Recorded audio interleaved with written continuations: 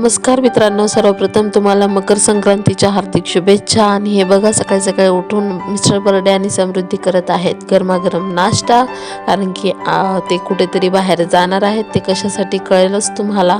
हे बघा, finally mister Barde पोहोचलेले आहे जिथे त्यांना जायचं होतं। ते आलेले आहेत होंडा शोरूमला गाडी घेण्यासाठी। आम्ही एक नवीन गाडी घेणार आहोत यावर्षी।